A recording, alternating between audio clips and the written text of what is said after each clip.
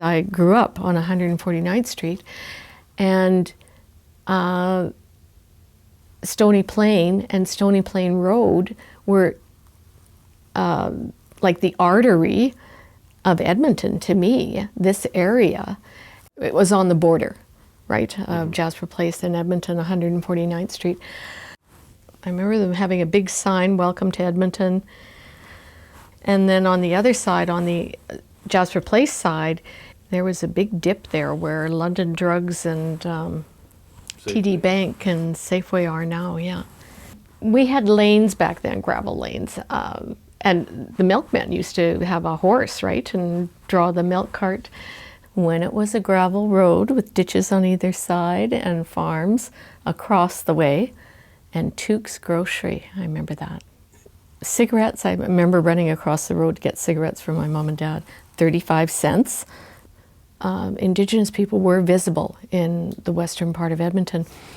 I think they're just war-torn.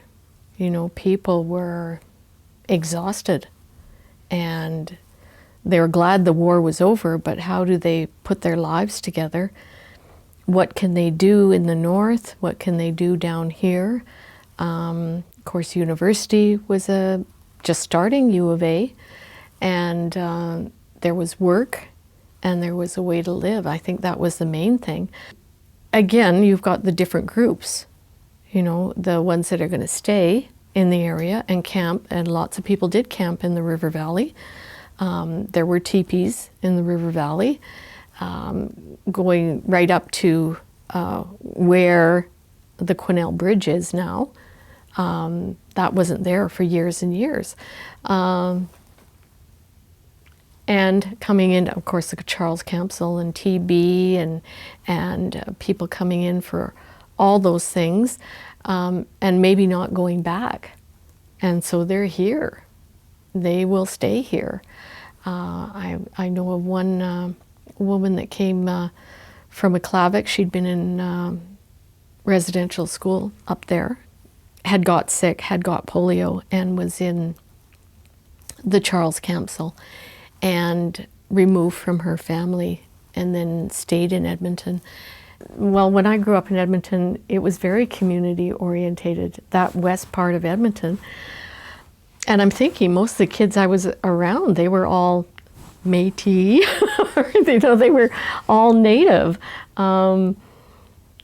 We all enjoyed the same things, and that was being outside all the time. And so when supper was ready, a mom just opened up the back door and yelled for Johnny or Jill or whatever to come for supper. No fences, nobody locked their doors. It was very community orientated.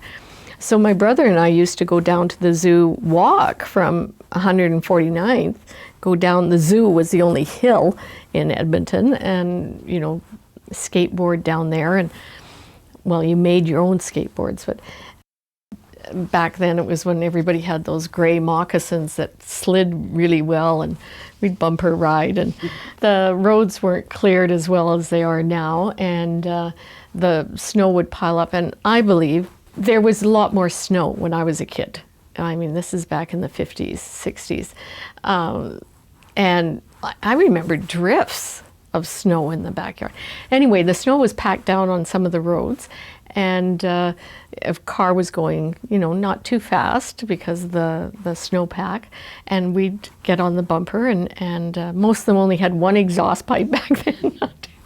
And those gray moccasins, we got them from Kmart or Army and Navy, I can't remember, and everybody had them, and they slid really well, and it was just wonderful. And so was Mukluk Mardi Gras, which was down in the zoo parking lot. Mukluk Mardi Gras was a way of breaking up all that winter, because winters were long. Oh man, they were long.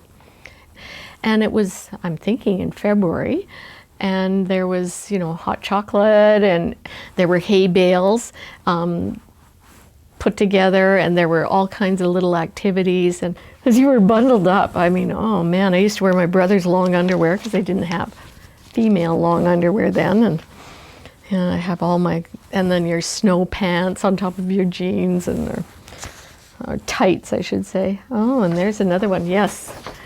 And you've got your that sea lion and your igloo. Yeah. And some of the people that came down from Aklavik into Charles Campsell had been born in igloos. Oh, look at that, dog racing. Yeah, aren't they beautiful? And I'm thinking the people that were neighbors to us that were from Yellowknife were in these races. They were wild kids. And I'm sure they're part native when I look back. Anyway, they had a dog that was like a wolf. He howled, when it was the full moon. Because of all the things that were going on at that time, it was shameful to be native. If you could somehow hide it, you did. So they just integrated into the Western culture and have slowly been, through the TRC, remembering, restoring, renewing, coming back to who they are and where they come from, talking about the pain of residential schools. I want to see the collective reasoning and understanding and thinking as we go forward as all peoples, so that we have that reconciliation with the earth, the sky, and what we are doing on a daily basis as earth people.